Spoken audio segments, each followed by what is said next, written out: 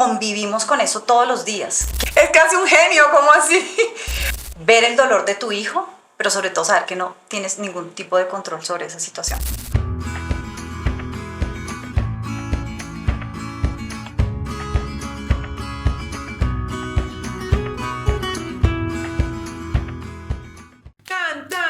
Bienvenidos amigos a un episodio más de Mi Mamá Me Lo Dijo.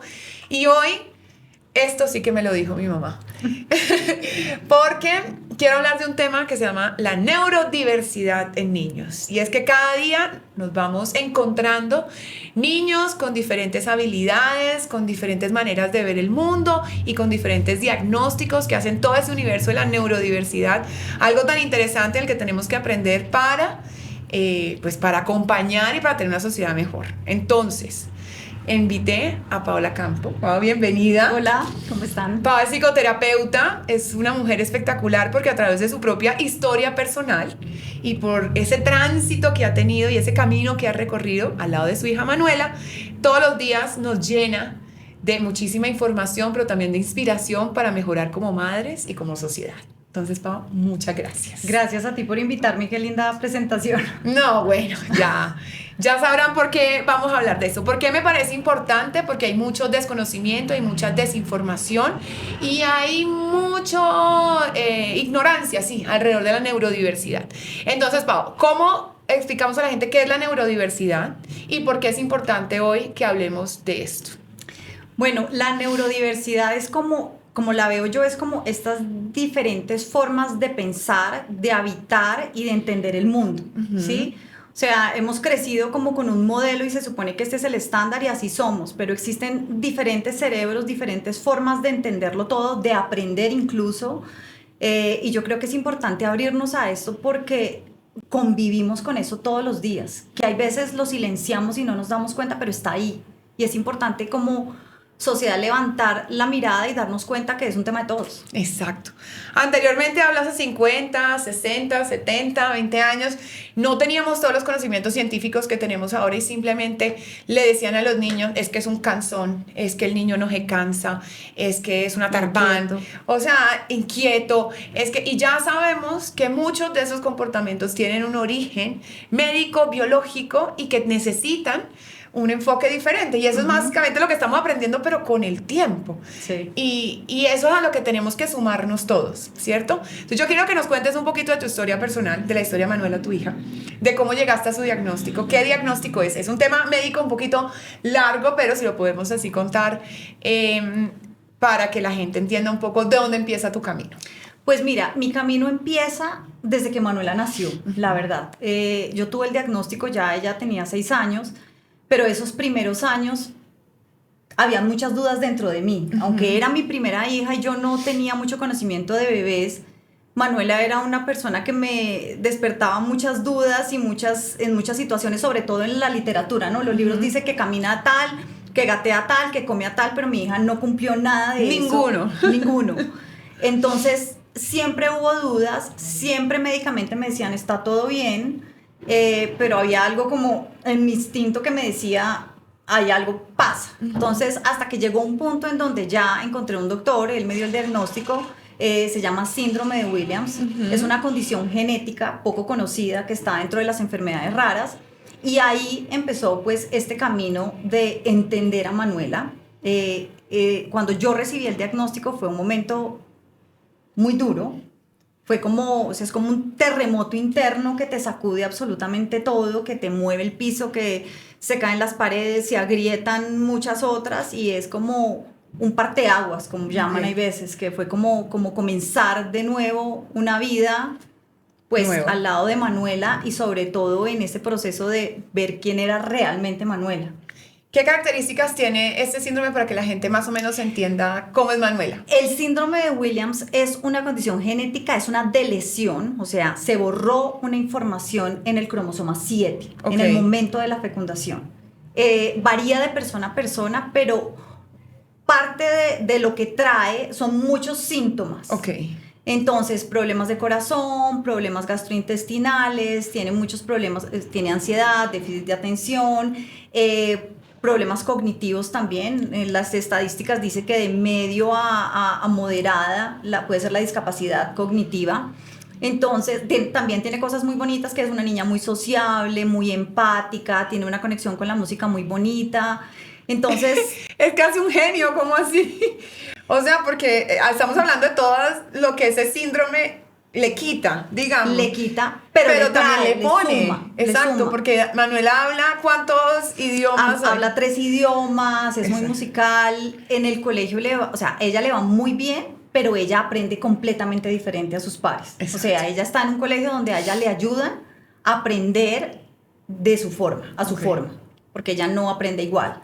Entonces es un universo diferente, fue como, o sea, es como tener que aprender como mamá a hablar un lenguaje diferente, un idioma diferente con ella. Listo. Así como tú, hay miles de mujeres que hoy se enfrentan a recibir un diagnóstico. Digamos que ese es uno de los miedos más grandes que tiene la maternidad. Enfrentarnos a mi hijo es diferente, mi hijo no va a ser igual a del resto. Muchos lo reciben durante la gestación, algunas lo reciben en tu caso en el camino. Siendo así, ¿qué es o cómo se prepara una mujer después de que recibe ese diagnóstico? ¿Cuál es esos pasos que tú seguiste y que tú crees que son una fórmula hoy de éxito o de tranquilidad cuando recibes un diagnóstico como este? Yo creo que no hay un camino establecido. Yo creo que cada persona, cada mujer, cada papá lo vive de acuerdo a la forma que puede. Creo que sí hay unos puntos en común que todos vivimos, que es inicialmente la negación. Sí. La negación, o sea, no acepto eso. Otra opinión, voy donde otro médico. Esto no puede ser. Después viene la rabia. Sí. Hay mucha rabia. O sea, tú sientes rabia con el mundo, con Dios, te cuestionas todo, ¿por qué a mí, por qué a mi hijo? Y hay una rabia muy profunda. Hay una tristeza. O sea, hay una profunda tristeza. Yo cuando recibí el diagnóstico, yo nunca había sentido una tristeza tan profunda que me dolía el cuerpo. O sea, era tanto el dolor que yo sentía que era físico el dolor. Después viene como la negociación donde tú empiezas como a, bueno, ¿será que sí? ¿Será que no? Hasta que finalmente lo aceptas. Y yo creo que ese camino hacia la aceptación todos lo recorremos. Algunos se quedan en la negación y se quedan toda la vida en la negación. Mucho tiempo ahí. Exacto. Algunos se quedan en la negación, algunos se quedan en la rabia. Yo, la forma que pude y que es la forma en que yo funciono es como, bueno, atravesemos esto y cómo lo vamos a, o sea, qué tengo que enfrentar. Y yo pienso que ha sido la forma en que me ha empoderado a mí para poder acompañar de la mejor forma a Manuela. Porque cuando nos quedamos en alguno de esos pasos, como la negación, como la tristeza, como la rabia, no somos una buena compañía para nuestros hijos. Exacto. Pensando en los dos, pensando en la mamá, pero también en el hijo. Sí. ¿Cómo te preparaste? ¿Cómo te empoderaste? Digamos, ¿cómo buscaste esa fuerza que necesitabas para empezar este camino? Hice muchas cosas. Lo primero fue permitirme sentir todo lo que estaba sintiendo. Todo. O sea, aceptar todas y cada una de las emociones que vino. Me acompañé de terapia, o sea, yo tuve una persona que me acompañó y me ha acompañado y hasta hoy me acompaña, porque este es un camino que pues es más difícil, entonces siempre hay alguien y hay momentos que me está ayudando, pero yo me ayudé permitiéndome sentir todo lo que sentía, acompañándome en terapia, y yo empecé a estudiar muchas cosas también, ahí yo me formé en terapia Gestalt, crianza consciente, o sea, a través de todo lo que yo buscando ayudas, o sea, buscando caminos, eso me iba ayudando a mí. Ok. Ahora, hablamos hace un poquito de cómo empoderarte a ti servía para empoderar a tu hijo, que es muy difícil no tener esa fuerza primero uno para podérsela pasar a sus hijos. Si tú quieres que a tu hijo lo vean como una persona de verdad completamente poderosa en esta sociedad y capaz, primero te tienes que tú poderle transmitir y tú creértelo. Sí. Si no, ¿cómo lo vas a hacer? Sí, y sobre todo cuando yo hablo de hacer el proceso bien como padres, que es muy importante, es sobre todo reconocer y darnos cuenta del montón de expectativas que teníamos sobre nuestros hijos. Porque el hijo nace y tenga diagnóstico o no, ya tiene un montón de expectativas. Uno espera que sea esto, que sea lo otro, que continúe el legado, que haga esto. Y resulta que aquí es tan fuerte que tú tienes que de verdad destruir todas esas imágenes y todas esas proyecciones que tú tenías sobre tu hijo para poder aceptar y poder ver realmente quién es tu hijo, ¿sí? y tu hijo es también, aunque el diagnóstico no lo define, el diagnóstico hace parte de él, ¿sí? Entonces, ¿cómo yo acepto también eso para poder aceptar a mi hijo como un todo, ¿sí? Entendiendo que mi camino va a ser diferente y que el camino de él va a ser diferente, ¿sí? Y que al final él es el que va a recorrer ese camino. Yo soy un acompañante, Así ¿sí? es. Porque a veces también como mamás nos perdemos en no quiero que sufra. Y entonces es como que siento que yo tengo que cargarme todo esto y protegerlo del mundo y no, necesito es empoderarlo y darle herramientas para, mira, esto es Sí. lo que te tocó, esto es lo que nos tocó y cómo enfrentas eso. ¿Cuál ha sido la herramienta más poderosa? Que las van a decir, sí, pero es que ella pues pudo dedicarse de lleno a este proceso, pudo dedicarle mucho tiempo o tiene para hacer todo eso. Si pudieras escoger una herramienta, la que crees tú que más te funciona en ese momento, una terapia, una herramienta, un libro, algo que te llevara de la mano. Mira, hay una herramienta que a mí me ha acompañado desde el día 1 y es la escritura. Okay. Es poder sacar todo lo que yo siento. O sea, como cojan un cuaderno y saquen todo lo que sienten y sobre todo que no se juzguen por lo que sienten. Porque pueden sentir rabia, pueden sentir dolor, pueden sentir no querer tener ese diagnóstico. Yo no lo escogí, no lo escogimos, ¿sí? Entonces se vale sentir todo eso, se vale estar triste. Escribirlo es algo que es una herramienta que a todos nos sirve escribir como todo esto. Si pueden ir a terapia, una buena terapeuta familiar, una buena terapia te puede ayudar.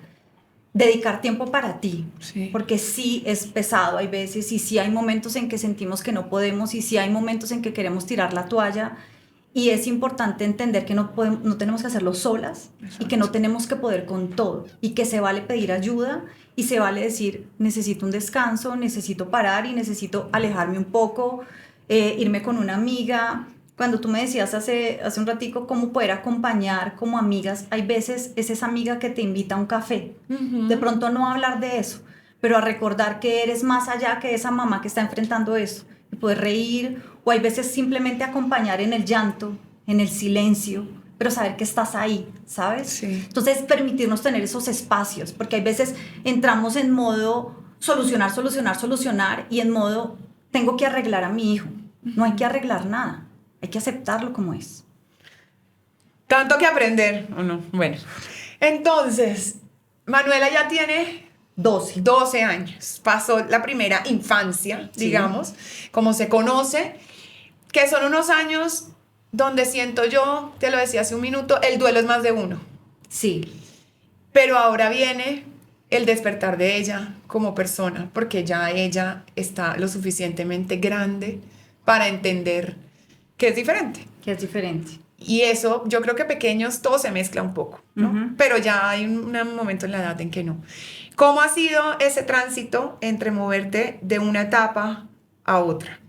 Muy duro. Te diría que estamos atravesando el momento más difícil con Manuela, sobre todo por Manuela. Porque yo en todos estos años ha sido como pasar mi dolor, mis rabias, transitar todo esto, pero ahorita es ella cuestionarse por qué me tocó a mí, por qué soy diferente, por qué me rechazan, por qué no me invitan a las fiestas. Yo lo único que quiero es tener amigos, ¿sabes? Es como querer hacer parte, pero no poder hacer parte. Entonces, para uno de mamá es demasiado doloroso ver el dolor de tu hijo, pero sobre todo saber que no tienes ningún tipo de control sobre esa situación, porque no hay nada que puedas hacer. Entonces, Ya no depende de ti. no depende de mí. Nunca ha dependido de mí, la Bueno. verdad. ¿Sabes? Es como uno cree que tiene el control de muchas cosas y no tiene el control. Pues, tengo el control de cómo yo reacciono frente a esta situación, pero no tengo el control de nada más. ¿Sí? Entonces, en este momento ha sido muy duro, pero siento que el haberme permitido a mí y acompañado y sostenido en este montón de emociones me ha dado las herramientas para poder acompañar a Manuela en este momento en su diversidad de emociones, en su rabia, en su dolor, ¿sí? Entonces, Es importante que yo creo contarles que Manuela estudia en un colegio, digamos, tradicional, un colegio con una educación tradicional, donde ella tiene un acompañamiento especial. ella pertenece al programa de inclusión. Exacto. Ella está en el programa de inclusión, entonces ella aprende diferente, ella tiene un equipo que la ayuda a estar incluida dentro de el aula normal. Y en ese sentido, porque muchos podrían estar en un colegio para niños con neurodiversidad. Especiales, sí. Entonces, digamos que la realidad es un poco diferente. En esta, y es parte de lo que quiero dejar aquí, es con qué te has encontrado. Es decir, cómo reacciona la otra gente a la realidad de Manuela. Pueden haber cosas positivas, pueden haber también muchas barreras Sí. en cómo nos comportamos frente a la neurodiversidad dentro de la educación.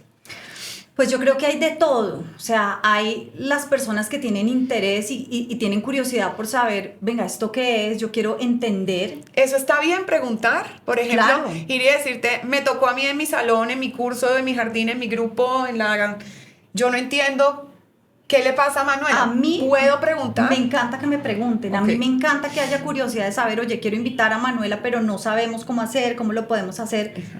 Me encanta y creo que a todas las mamás lo que más queremos es que nuestros hijos pertenezcan. Porque uno a veces sentiría, o sea, de pronto no es lo mejor, estoy invadiendo, de pronto al preguntar, entonces estoy evidenciando mucho que hay una neurodiversidad que yo no conozco. Claro que también pues hay mamás y mamás, ¿no? Pero te diría que yo creo que la mayoría queremos que nuestros hijos puedan vivir y relacionarse y tener amigos. Sí. Entonces, es como estas mamás que están conviviendo con eso, entre más pregunten, entre más se interesen, va a ser mejor porque eso que tú haces se lo estás enseñando a tu hija, ¿sí? Como ese interés por conocer lo diferente es una enseñanza que le das a tu hijo, ¿sí? En vez de levantar una pared estás creando un puente y eso es lo que se enseña y eso es lo que deberíamos transmitir todos, pero desafortunadamente no es siempre así y te diría que es la minoría, es la minoría la que tiene interés.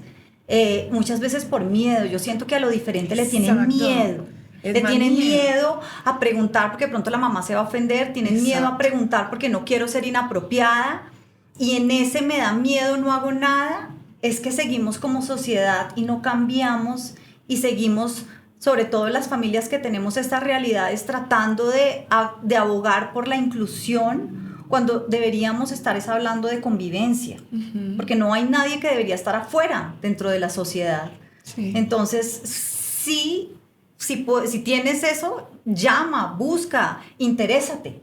¿Mm? Yo creo que eso es lo más importante, quitar esa barrera del miedo para poder acercarnos y decir, entiendo que hay una diversidad acá de la que yo no estoy familiarizada porque muchas veces nos encontramos con miles de casos y sí prefiero saber cómo te puedo ayudar, cómo me puedo acercar y qué le debo decir a mi hija o cómo la debo preparar para estar ahí. Mira, yo creo que lo básico de lo básico y que todos deberíamos tener es dejar de ver lo diferente como menos. Okay. No porque una persona tenga un diagnóstico es menos.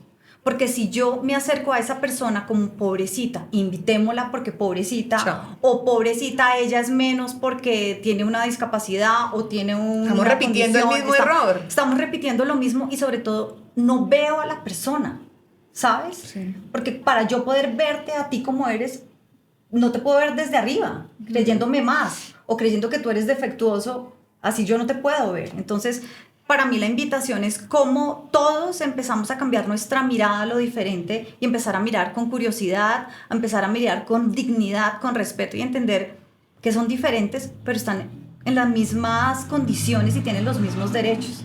¿Mm? Si tuvieras 3 grandes recomendaciones, primero, a mamás que están transitando este momento, a mamás que están recibiendo ese diagnóstico o que lo reciben hace algún tiempo y que están en ese momento. ¿Qué les quisieras dejar? Sí, ¿cuál sería ese mensaje? Uy, yo les diría mucha compasión con ellas mismas porque es muy duro. O sea, es un proceso muy duro, es muy doloroso, es como que tu corazón se parte y sean compasivas consigo mismas. Entiendan que realmente esto es duro, es doloroso, el corazón de una mamá siente mucho más, entonces es como permítase atravesar las emociones, sentir la tristeza, no se culpen por todo lo que puedan llegar a sentir, y les diría como sosténganse y busquen la ayuda necesaria y ayuda es terapeuta, es amiga, es grupo de apoyo, creo que es importantísimo y a mí me ha ayudado mucho siempre buscar otras mamás y una red de apoyo donde vivan lo mismo. Exacto. Porque si hay mucha soledad. Digamos, yo miro todas mis amigas, pues yo soy la única que vive esa realidad y sí hay una soledad porque los demás no logran entender lo que uno vive. Claro que no. Pero cuando yo me vinculo con mamás que han transitado o viven lo mismo, que hay un montón, Sí. hay como un sostén y ahí nos acompañamos y ahí podemos tener conversaciones que de pronto en otro momento no tendríamos y eso es una gran herramienta. ¿Qué ha sido el error más frecuente que cometen otras mamás que no están viviendo, otras personas que no están viviendo tu situación al acercarse a Manuela o al referirse de ellas? Cosas que inmediatamente tú, ¡ah! ¿Por qué sigue pasando esto? Y quiero de verdad que esto cambie. Yo creo que la mirada de que es menos, Ok. la mirada que es menos, que la siente ella, porque ella me lo ha manifestado. Ok. Sí, es como mamá, porque piensan que soy idiota. Me lo dice así, tal cual, con esa palabra. Porque es que Manuela tiene una inteligencia además, yo pienso que es superior. Sí, en muchas ella tiene cosas. unas capacidades, y tiene, o sea, es como sus capacidades por un lado son tan grandes, pero hay unos desafíos que son muy grandes. Sí. Entonces, La mirada. se me fue. Ah, eso era. Eso. Yo creo que lo que más, y ya para terminar, que se nos acabó el tiempo, es básicamente quitémonos esa barrera, superemos ese miedo de enfrentarnos a la neurodiversidad. Tantos niños necesitan esa compañía y preguntar. Yo siento que el desconocimiento más grande es por el miedo a acercarnos a preguntar. Sí. Y hay veces no es solo preguntar, es investigar, es leer, es abrirte a, bueno, cómo funciona esta persona, cómo puedo acompañar a esta familia desde lo diferente, porque a veces se quedan en que no, es que el niño es difícil, es que es más complicado, es como abrirse de verdad desde el corazón a intentar conocer otra realidad. Y ahorita hay muchas series, muchos libros que te permiten ver esas realidades. Así es. Entonces, amigos, ahí está. Se los dejo. Es la historia de Pau. Pau tiene una página divina que se llama La Brújula. El podcast es El La podcast. Brújula del Instinto. Es el podcast, exacto, La Brújula del Instinto. Y la pueden seguir a través de redes, porque mi mamá me lo dijo y me lo ha repetido siempre, y esto sí le tengo que dar, que no hay nada más valioso en esta sociedad que la diferencia y la neurodiversidad. Y tenemos que abrazarla y acompañarla. Gracias, Pau. Gracias a ti. Yay.